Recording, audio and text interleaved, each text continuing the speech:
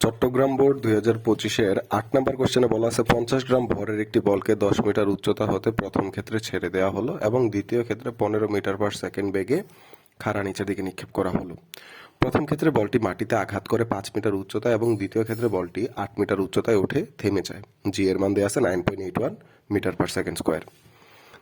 গ নাম্বার কোশ্চেনে বলা আছে দ্বিতীয় ক্ষেত্রে বলটি কত ভরবেগে ভূমিতে আঘাত করবে। তাহলে গ নাম্বার কোশ্চেন যদি সলিউশন করতে চাই আমাদের যেটা বুঝতে হবে যে 10 মিটার উচ্চতায় এই যে এইচ এস গুলো কত 10 মিটার, এখান থেকে একটা বস্তুকে আদিবেগ ভি নটের মান দেওয়া আছে কত, আমরা হলে যে 15 মিটার পার সেকেন্ডে হলে যে খাড়া নিচের দিকে নিক্ষেপ করতেছি। আদিবেগের মান বলা আছে সেটা 10 মিটার ট্রাভেল করে যখন ভূমি স্পর্শ করবে তখন তার বেগ বের করতে পারবে কত, ভি। আমরা বলতে পারি ভি ইজ ইকুয়াল টু কত, আমরা যদি এখানে জানি যে অভিকর্ষ ত্বরণের মান কত, জি ইজ ইকুয়াল টু 9.81, সুতরাং মিটার পার সেকেন্ড স্কোয়ার হলে আমরা এখানে নিয়ে আসতে পারি যে শেষ বেগ v is equal to u plus at, u plus gt. এটা যদি লিখি এখানে টি বলা নেই তাহলে হলে যে আমরা আরেকটা সূত্র লিখতে পারি যে v square is equal to u square plus 2GH। যেহেতু এখানে সময় বলা নেই আমরা এটা ব্যবহার করবো না, আমরা এটা ব্যবহার করবো।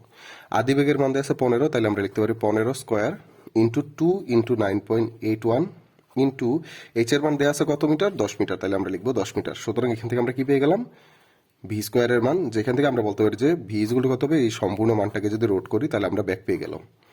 এই ব্যাগ থেকে ভরবেগ বের করব, তার ভর দেওয়া আছে কত 50 গ্রাম, সুতরাং আমরা বলতে পারি ভরবেগ পি ইজ ইকুয়াল টু আমরা লিখতে পারি এম ইন্টু ভি।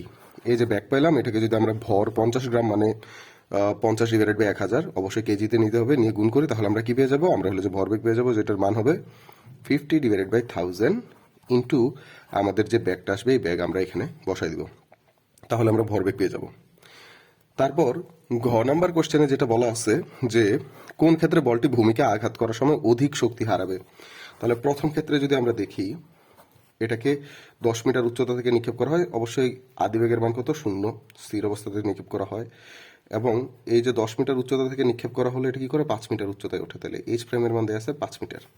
সুতরাং আমরা বলতে পারি তার আদি শক্তি ছিল কত, তার মোট শক্তি ছিল mgh1, ঠিক আছে, যেটার মান কত, যে আমরা ধরতে পারি E1 is equal two mgh1, যেটার মান 50 গ্রাম মানে 50 বাই 1000 ইন্টু আমরা লিখতে পারি 9.81 ইন্টু আমরা লিখবো হলে যে H1 এর মান কত 10, এটার জন্য একটা শক্তি পাবো। কিন্তু E2 সে কতটুকু শক্তি হলে যে রিভার্স নিয়ে আসতে পারে, E2 এটা হলো যে mgh2, যেটার মান কত হবে 50 বাই 1000 ইন্টু 9.81 ইন্টু আমরা কত লিখতে পারি 5 মিটার। এই E1 থেকে যদি E2 বিয়োগ দেয় তাহলে এই ডেলি পরিমাণ শক্তি আমাদের কি হয়, ডেলি পরিমাণ শক্তি আমাদের ক্ষয় হয় বা হারিয়ে যায়।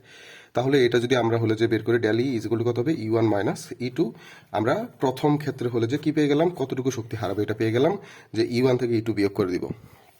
তারপর দ্বিতীয় ক্ষেত্রে যদি আমরা খেয়াল করি, দ্বিতীয় ক্ষেত্রে তার একটা শক্তি অবশ্যই E1 দেওয়া আছে কত, সে mgh1 উচ্চতার সাথে সাথে তার একটা গতিশক্তি আছে, গতিশক্তি কত হাফ এম b1 স্কোয়ার। তাহলে আমরা বলতে পারি এটা তার মোট শক্তি E1 দেওয়া আছে, এম এর মান 50 গ্রাম, জি এর মান 9.81, এইচ এর মান 10 মিটার, হাফ এম এর মান 50 গ্রাম, ভি1 এর মান এই যে এখানে বলা আছে 15 মিটার পার সেকেন্ড।